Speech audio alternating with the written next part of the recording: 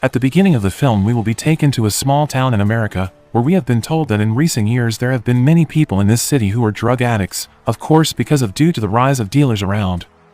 Then we were introduced to a sheriff named Mike. That morning might have been a very bad morning for Mike because Mike had just lost his son. When Mike saw the body of his son, it turned out that his son had just an overdose due to prohibited substances.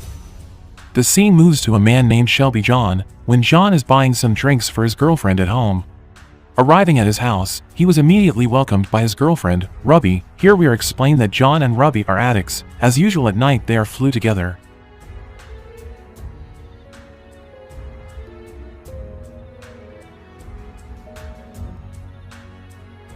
One day John and Ruby were seen do a conversation casually on the terrace at their house. Here Ruby felt they had to stop their addiction and live normally like the others. John said, "Have we tried to stop but failed?" Ruby said that she wants Untuck to get married, have a child and live normally with John. After talking for a long time, they finally decided to stay away from illegal drugs that had been ruining their lives, even though they knew that it would not be easy. Then they threw away all the items and equipment they used to fly.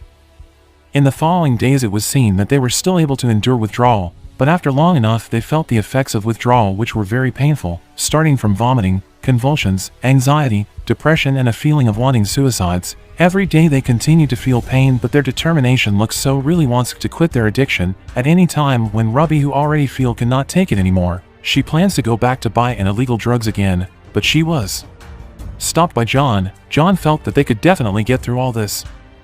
In short, now they've made it through all that, Ruby went to church for the first time, while John went to the jewelry store to buy a wedding ring.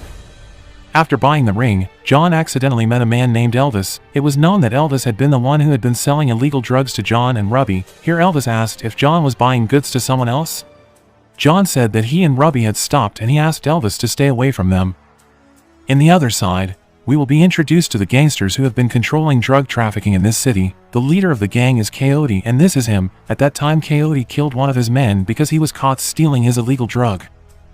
In the evening John and Ruby are very happy now. They plan to go to Ruby's family to tell them that Ruby and John are getting married soon. A few days later they go to Ruby's house, which coincides with his nephew's birthday. When they got there, they were immediately welcomed by Ruby's uncle named Peter. So far it was Peter who had been supporting Ruby's family, and Peter was also known as a very religious person.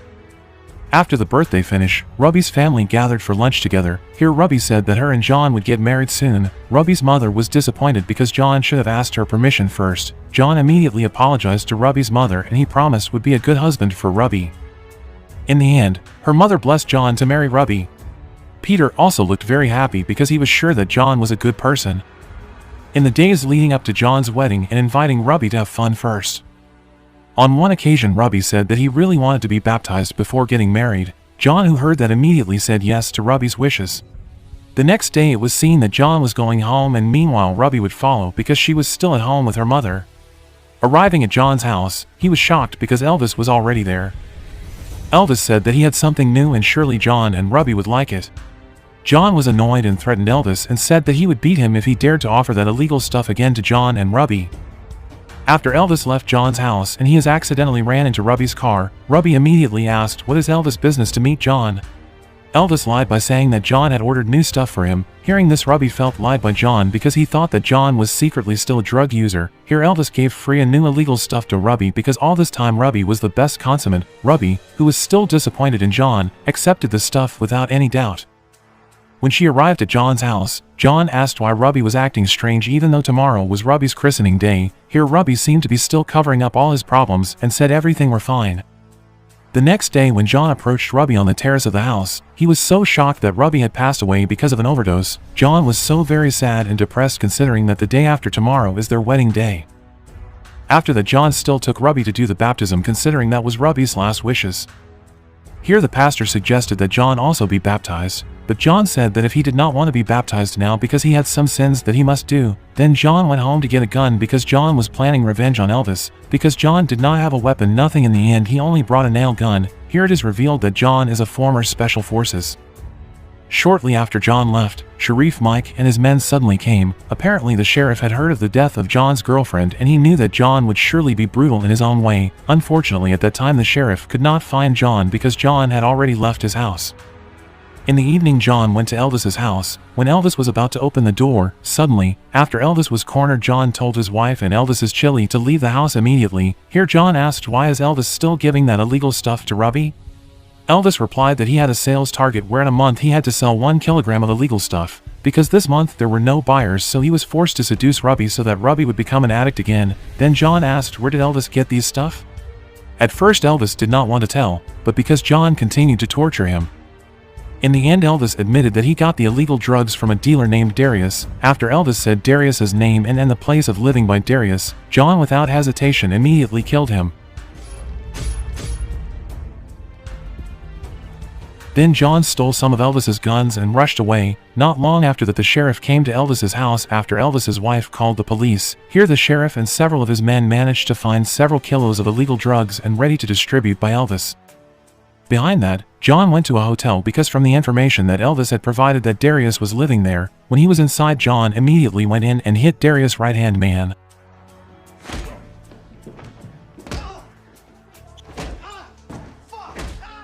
This is Darius, who has been giving stock of illegal stuff to Elvis. Darius asks, what does John want? John replied that he would kill all the dealers in this city. Hearing this, Darius said that he actually wanted to quit the business, but unfortunately Darius' boss would not let Darius stop. John asked, who is Darius' boss? Answered Darius' right-hand man answered that Darius should not reveal it. That's why John immediately shot the leg of Darius' right-hand man.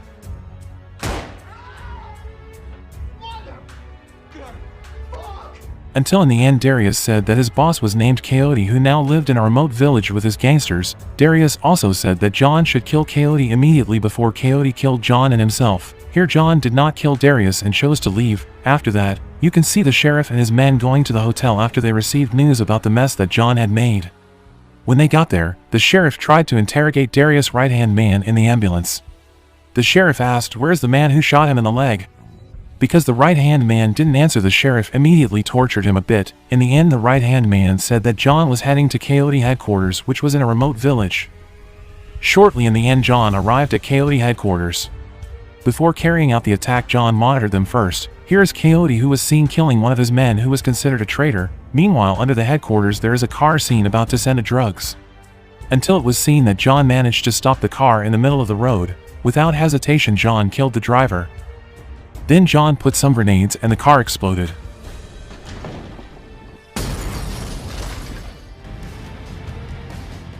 After that, John secretly entered the headquarters area through the back road. Here without hesitation John finished them all.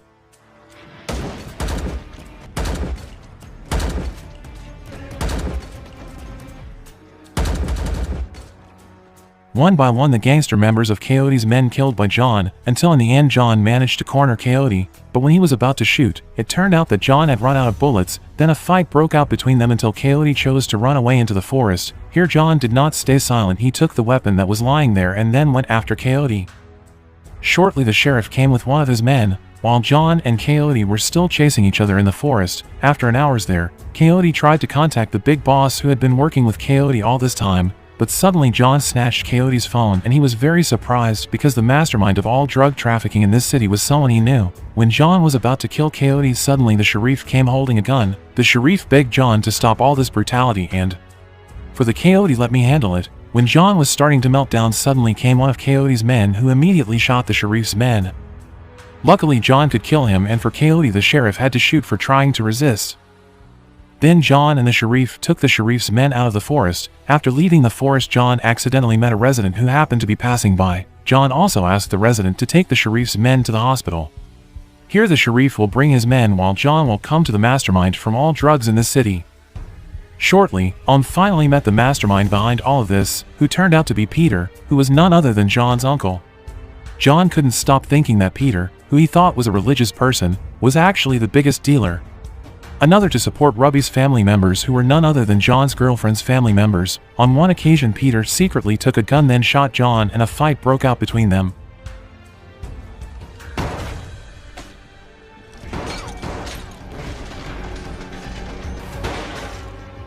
When Peter was cornered, John immediately put drugs into Peter's body so that Peter felt what Robbie felt.